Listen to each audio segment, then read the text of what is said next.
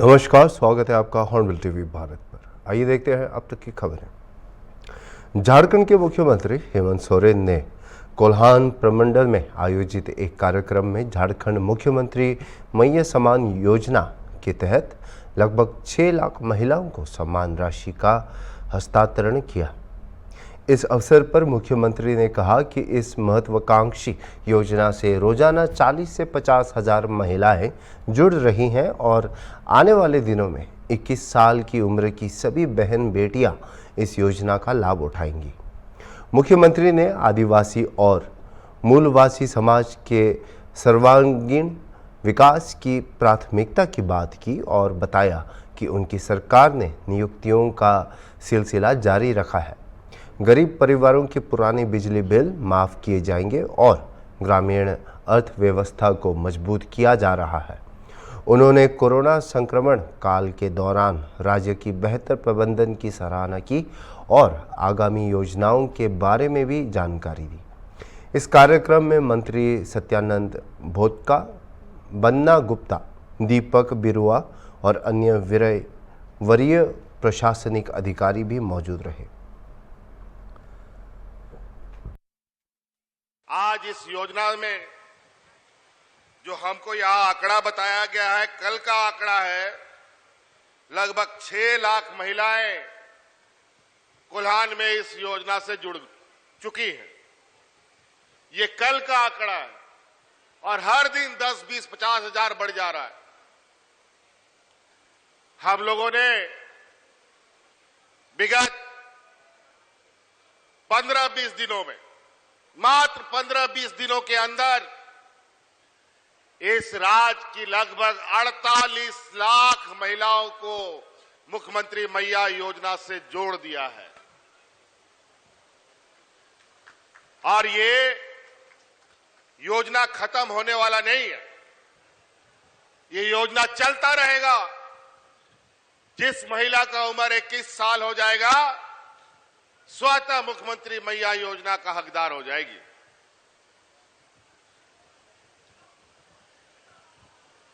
और इसीलिए बहुत सारा महिलाओं का कल 21 साल हो जाएगा, किसी का आज हो जाएगा, किसी का परसों हो जाएगा, किसी का तरसों हो जाएगा।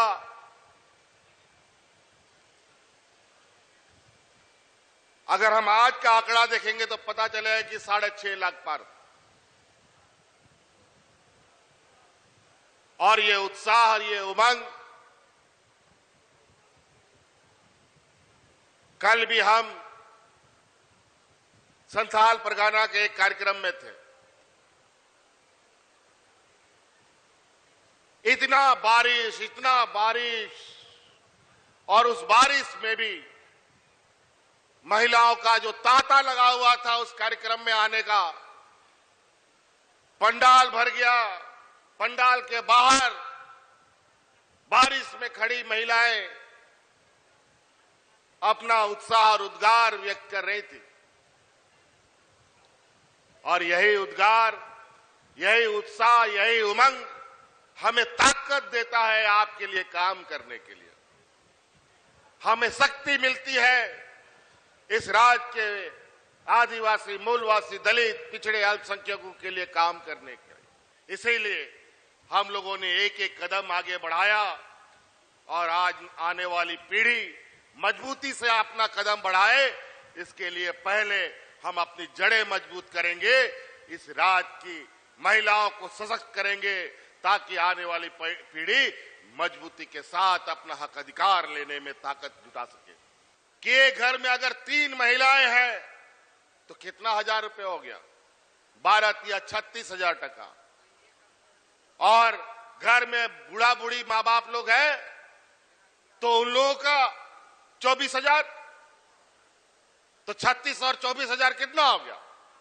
60 हजार टका रुपया जा रहा है हर घर पे।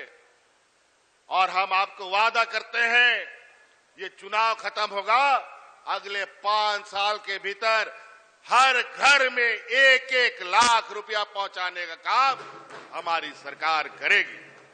अभी हम लोगों ने तो कानून बनाया है कि यहां पर कोई भी फैक्ट्री या उद्योग लगेगा तो 75% स्थानीय लोगों को रोजगार देना पड़ेगा।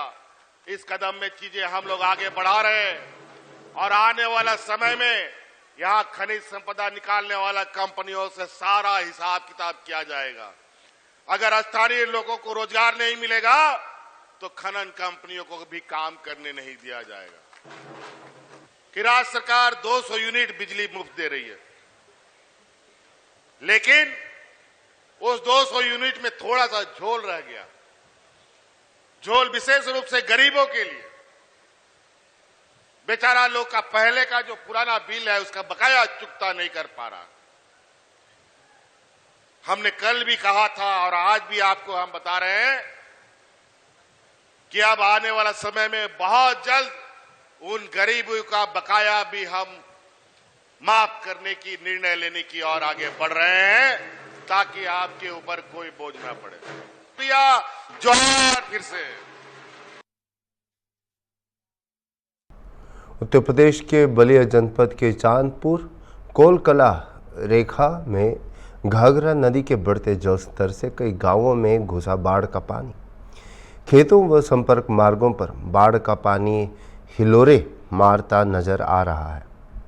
वहीं चांदपुर गांव के ग्राम प्रधान रंजय सिंह ने बताया कि उनके क्षेत्र में 200 से 250 घर बाढ़ से प्रभावित हैं। गांव के लोगों को बाढ़ के पानी से काफ़ी परेशानी हो रही है।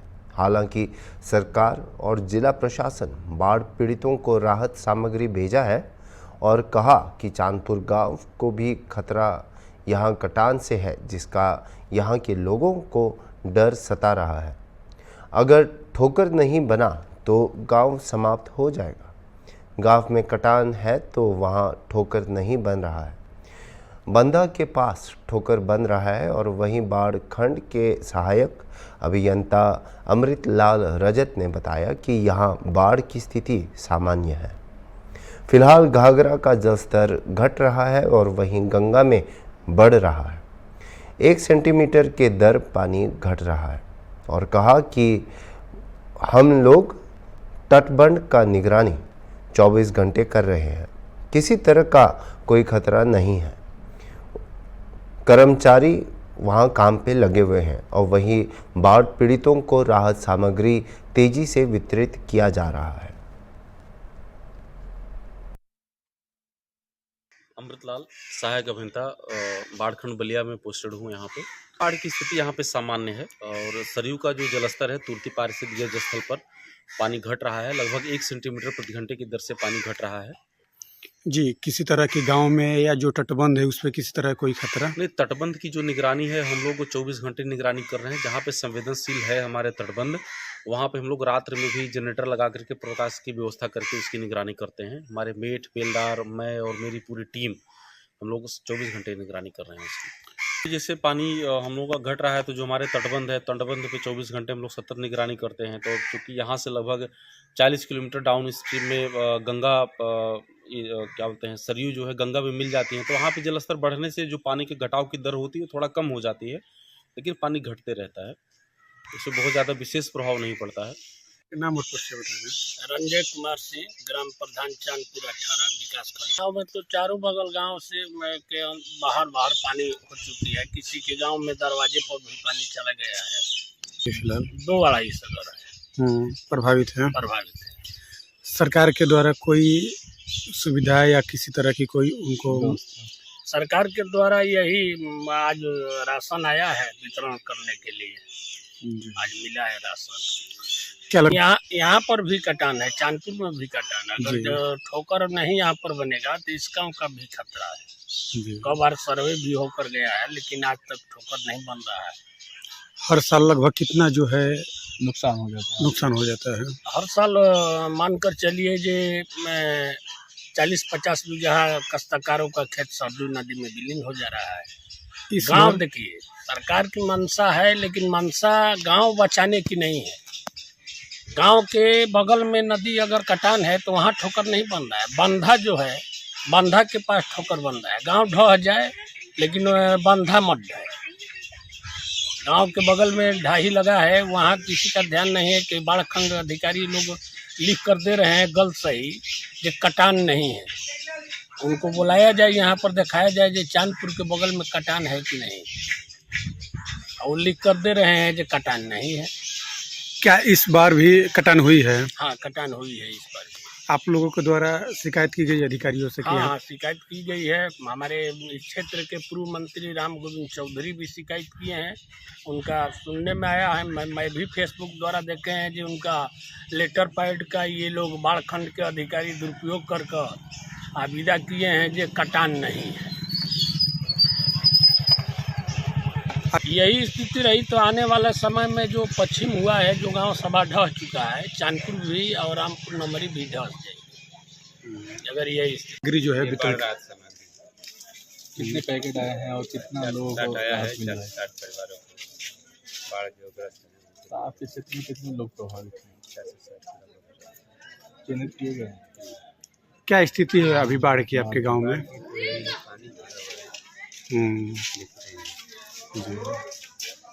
तो क्या क्या है राशन किट में? राशन में आलू है और 2 पैकेट है, उसके अंदर आटा चावल है।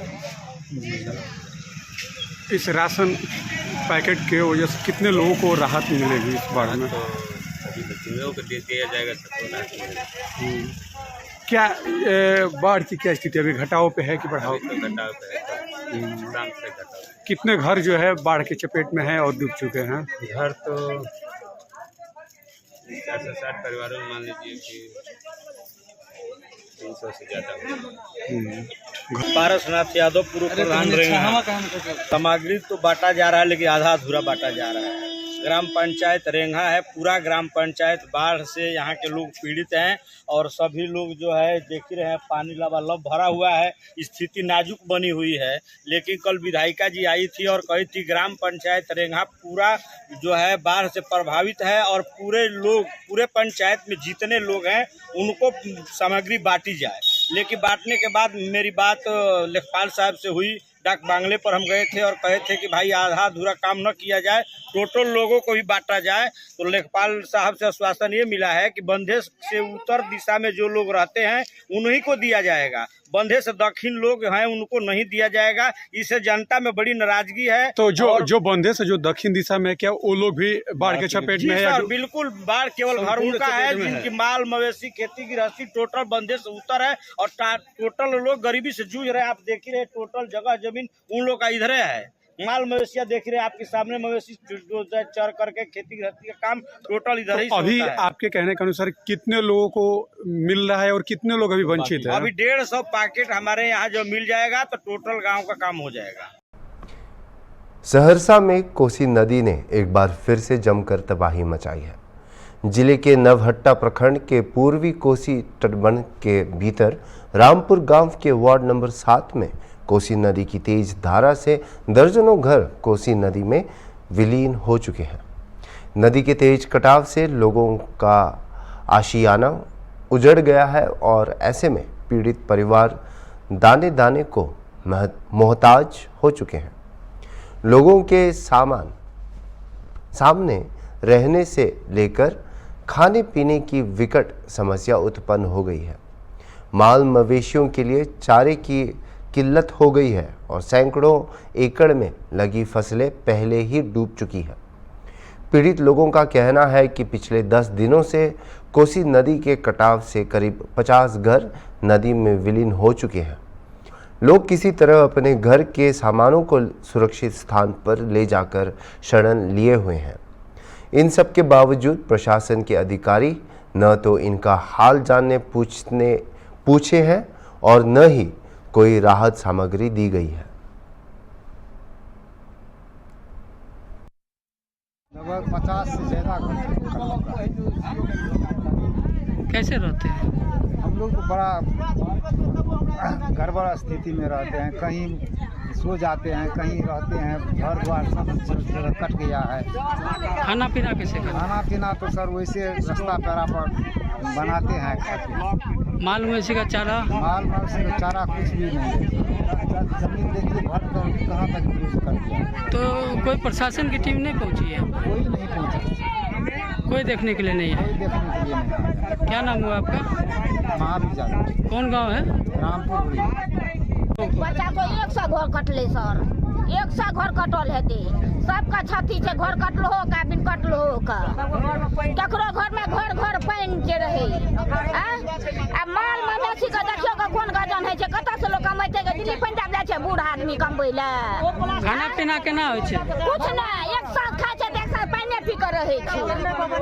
बहुत दिक्कत छै। बहुत दिक्कत छै। कोई एले देखे ले? कोई ना, प्रशासन कितना लोग रहे जब कोई ना, सरकार माना समिति मुखिया सरपंच जते नेता डीलर मुखिया सरपंच कोई नहीं, देखे वाला कोई नहीं। की नाम भेले अहाँके? जी हमर कामनी देवी।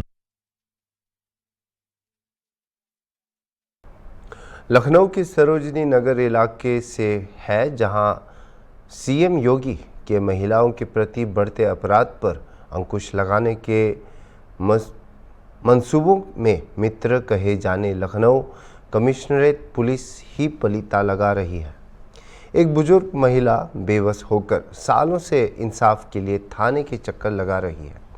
महिला का आरोप है कि 2024 में महिला ने अपने नंदोई हरीश सिंह से ज़मीन खरीदी, लेकिन कब्ज़ा लेने के लिए उसे सालों बीत जाने के बावजूद आज तक पुलिस के चक्कर लगाने पड़ रहे हैं। पीड़िता के मुताबिक यूपी एसटीएफ में दरोगा होने के चलते रसूखदार नंदोई हरीश सिंह उसे लगातार धमकाता है, जान से मारने की धमकी भी देता है और थाने पर कई बार शिकायत करने के बावजूद भी उसकी मदद नहीं करी जा रही है। उसके साथ अभद्र व्यवहार भी भगा दिया जाता है। बुजुर्ग महिला का आरोप है कि उसकी और उसके बच्चों की जान पर खतरा मंडरा रहा है। आरोपी के एसटीएफ में होने के चलते कई बार हुई आईजीआरएस कंप्लेंट के बावजूद थाने पर भी उसकी सुनवाई नहीं हो रही। अब महिला दर दर मदद की गुहार लगाकर भटकने पे मजबूर है।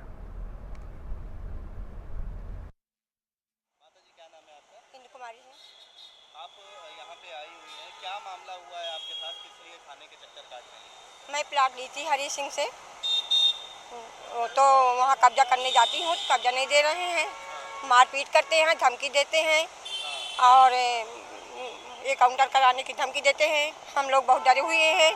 अभी मेरी चाचा की तेरी भी थी गांव में, तो वहाँ गए थे, तो वहाँ भी कह रहे थे कि रामपुरी चाकू लाई हूँ, बंदूक लाई हूँ। वो बोल रही थी, उनकी हरी सिंह की मैडम बोल रही थी मैं मार दूँगी, जेल चली जाऊँगी, मैं डरती नहीं जेल से।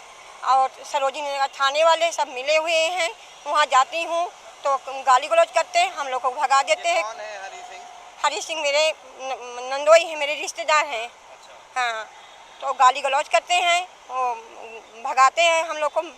हम लोग बहुत डरे हुए हैं और जो है बोलते हैं कोर्ट को मैं कुछ नहीं समझता हूँ, मैं कुत्ता समझता हूँ।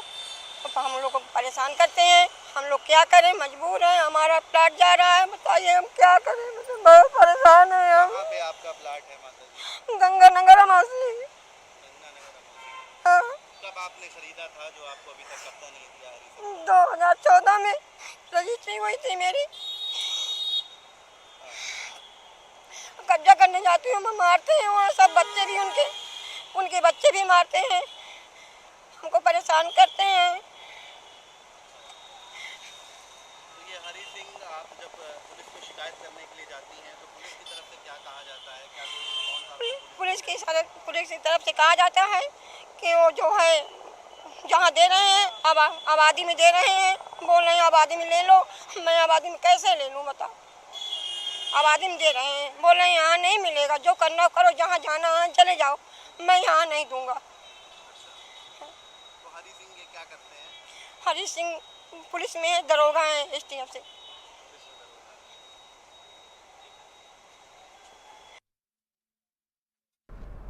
भारतीय नौसेना से सस्पेंड चल रहे जवान गौरव ठेनुआ का शव आज सादाबाद के कोतवाली क्षेत्र में स्थित एक खेत में मिला है।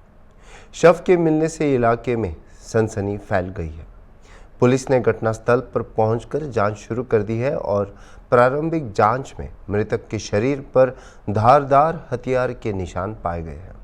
मृतक जवान के परिवार ने हत्या का आरोप लगाया है और मामले की गंभीरता को देखते हुए पुलिस मामले की गहराई से जांच कर रही है। अधिक जानकारी की प्रतीक्षा की जा रही है, जबकि पुलिस ने शव को पोस्टमार्टम के लिए भेज दिया है और सभी संभावित सुरागों की तलाश जारी है। ये खत्म हुई कौन है आपके भतीजे? कैसे खत्म हुआ, क्या हुआ ये? शाम आए हो ये सादाबाद ही गए कि अच्छा ये असल पर ही सवेरे पुलिस ने ग्रुप पर डाले होगा तो हमारा लाला पुलिस ने माने तो बताइए घर पर। अच्छा कल शाम को निकले थे, क्या कह के निकले थे? सादाबाद जा रहे। अच्छा फिर वापस नहीं लौटे? क्या था इनका? गौरव। गौरव। पिताजी का नाम? राम गोपाल। कहाँ के रहने वाले हैं? सरोट। सरोट की। उम्र कितनी होगी इन्हें? 22 साल। 22 साल। तो कोई कहीं जॉब करते थे, क्या करते थे? नेवी में तो छोड़ आया हुआ। अच्छा शादी होगी थी? शादी है 3 साल। 3 साल। बच्चे भी? बच्चा खत्म है वो है। क्या लगता है कि हत्या की है, क्या है? हत्या ही करी है मुझे कोई गांव में किसी से रंजिश वगैरह? कोई रंजिश ना है भाई, तो भैया ऐसे गांव में कोई चंद्रपाल सिंह। मासा एक डेड बॉडी मिली, क्या है ये पूरा? ये ऐसा गांव से मतलब जो लैट्रिन करने आए उन्होंने बताया है कि वहाँ की यहाँ पर कोई लाश पड़ी है। फिर पुलिस को सूचना दी? हाँ पुलिस को फ़ोन कर दिया, पुलिस आ। अभी शराक तो हुई है इसकी? नहीं है अभी नहीं, शराक नहीं। अभी के लिए इतना ही और खबरों के लिए आप देखते रहिए हॉर्नबिल टीवी।